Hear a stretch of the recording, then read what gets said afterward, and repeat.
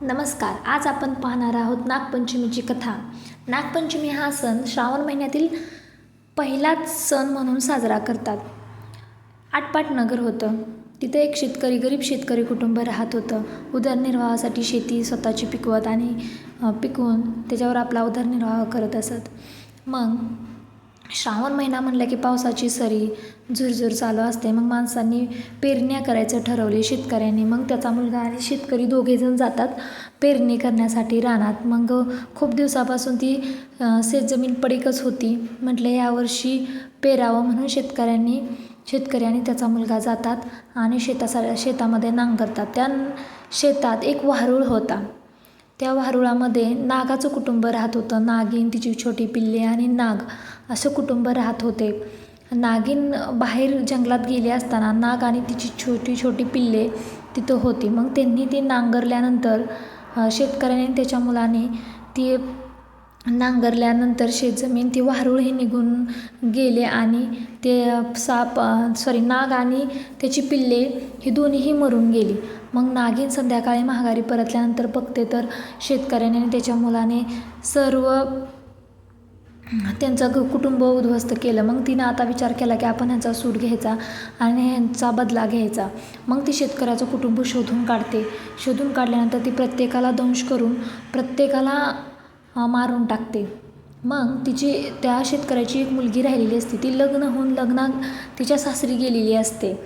मग नागिन तिचाही शोध घेते आणि तिच्या सासरीकडे जाते.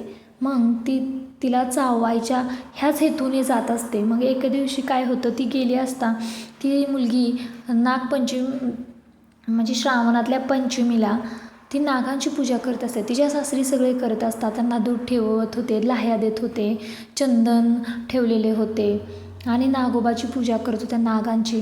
मग तिला ते पाहून आश्चर्य वाटले. तिला वाटले ही तर नागांसाठी किती प्रेम व्यक्त करते, किती प्रेम आहे हिच्या मनात नागाविषयी. आपण तर हिचं पूर्ण कुटुंब उद्ध्वस्त करून आलेलं आहे. मग ती जाते आणि तिलाही ती दूध देते आणि पूजा करते. नंतर ते चंदनात लोळते नागिन आणि नागिन तिच्यावर प्रसन्न होते आणि तिला म्हणते की बेटी तुला काय वर पाहिजे ते माग, मी तुला देते. मग नागिन म्हणते की मी तर तुझ्या कुटुंबाला आता उद्ध्वस्त केलेलं आहे, मी बदला घेतलेला आहे. या प्रकारे मी तुलाही मारण्यासाठी आलते, पण तू नागाची पूजा करते हे पाहून माझं मन वळलेलं आहे. तुला मागे इच्छा काय? तर ती म्हणते माझ्या कुटुंबातल्या प्रत्येक सदस्याला तुम्ही जिवंत करायचं. मग नागिन तिला एक अमृताची बाटली देते आणि म्हणते एक एक थेंब अमृताचा पाज, म्हणजे तुझ्या घरचे सगळे जिवंत होतील. मग ती मुलगी तसेच माहेरी जाते आणि तसं करते आणि सर्वांना पुनर्जीवित करते.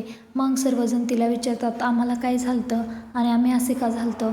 त्यावर ती नागिनीची ती पूर्ण गोष्ट तिला सांगते. मग नागिन तिच्यावर प्रसन्न होते आणि म्हणते की हा दिवस म्हणजे श्रावण महिन्यातील पंचमी, हा दिवस नागपंचमी म्हणून साजरा केला जाईल. म्हणून हा दिवस नागपंचमी म्हणून साजरा केला जातो. ती शेतकरी कुटुंबही आनंदाने नांदू लागतं आणि नागिन ही तिच्या बदल्याचा आवेश मागं घेते. कारण त्यांनी मुद्दाम तर मारलेलं नसतं. त्यामुळे मुलीची नागिनीप्रतीची सेवा पाहून त्या नागिनीचं मन बदलतं आणि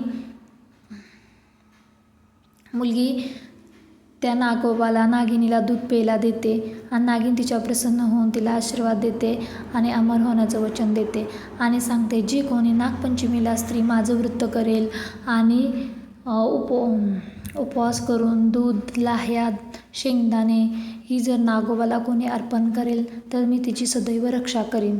या प्रकारे आणि या नागपंचमीला सर्व स्त्रिया नागोबाला दूध, लाह्या, उदबत्ती करून त्याची पूजा अर्चा करतात.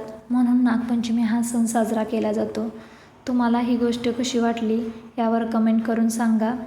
ही गोष्ट कथानक आहे. धन्यवाद.